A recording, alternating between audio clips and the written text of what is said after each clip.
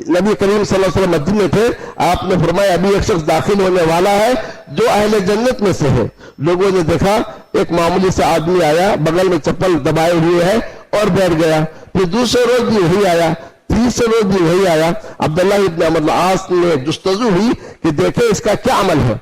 इन्होंने जाकर कहा कि मेरे वालिद के दरमियान में कुछ मसला हो गया है, तो मैं 3 दिन तक तुम्हारे यहाँ रहना चाहता हूँ। तो रहे, और 3 दिन तक अब्दुल्लाह इब्न अमर इब्न आस ने उसके अमाल का जायजा लिया। देखा कोई ज्यादा नमाज नहीं, तहज्जुद नहीं, क़ियामुल लैल नहीं, तो परेशान हुए और आखिर में जाने लगे। जाते हुए कहा कि देखो मेरे वालिद के दरमियान में कोई झगड़ा नहीं था, मैं सिर्फ ये चाह रहा था कि मैं तुम्हारे अमाल को देखो और वैसे अमाल मैं करूं, क्योंकि नबी करीम सल्लल्लाहु अलैहि वसल्लम ने 3 रोज तक बशारत दी अब एक जन्नती दाखिल होगा, और 3 रोज तुम ही दाखिल हुए। तो उन्होंने पहले तो कहा मेरा अमल वही है जो तुमने देखा है। फिर जब वापस जाने लगे फिर बुलाया कि देखो एक बात यह है कि किसी मुसलमान को कोई नेमत मिलती है, किसी मुसलमान को कोई खुशी मिलती है, तो मेरे दिल में किसी किस्म का कीना पैदा नहीं होता है, जलन पैदा नहीं होता है। अब्दुल्लाह इब्न अमर इब्न आस ने कहा यही वो है जिसने तुम्हें इस मुकाम तक पहुंचाया है।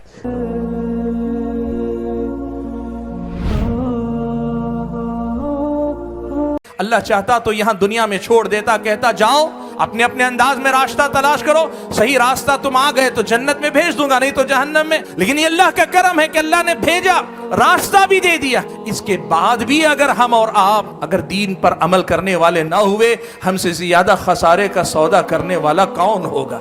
वल अस्र इन्नल इंसान लफी खुस्र, कसम है जमाने की तमाम इंसान खसारे में, इल्लल्लज़ीना आमनू व अमिलुस सालिहात, हाँ वो जो ईमान लाए, अमल सालेह करे, व तवासौ बिल हक़्क़ि व तवासौ बिस सब्र, हक़ की वसीयत एक दूसरे को करे और सब्र की तलकीन एक दूसरे को करे।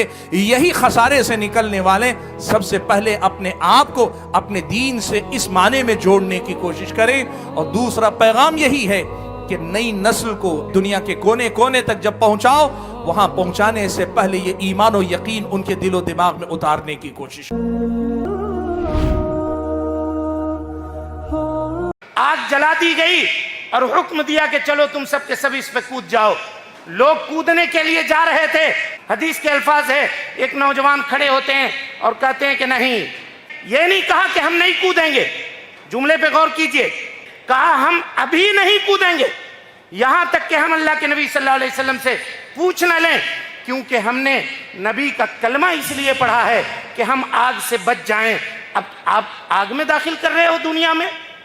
नबी सल्लल्लाहु अलैहि वसल्लम से जाकर के पूछते हैं, ये सहाबी ने मनहज दिया, गौर कीजिएगा, कि कोई भी हो, अमीर हो, हाकिम हो, हुक्मरान हो, अगर उसकी बात किताब व सुन्नत के बात से मिलती है तब हम उसको कबूल करेंगे। बसूरत दिगर उसकी बात चाहे किसी की भी बात क्यों ना हो, उसकी बात को हम क्या करेंगे, नाकाबिले कबूल कर देंगे, रद्द कर देंगे, उसकी बात नहीं मानेंगे।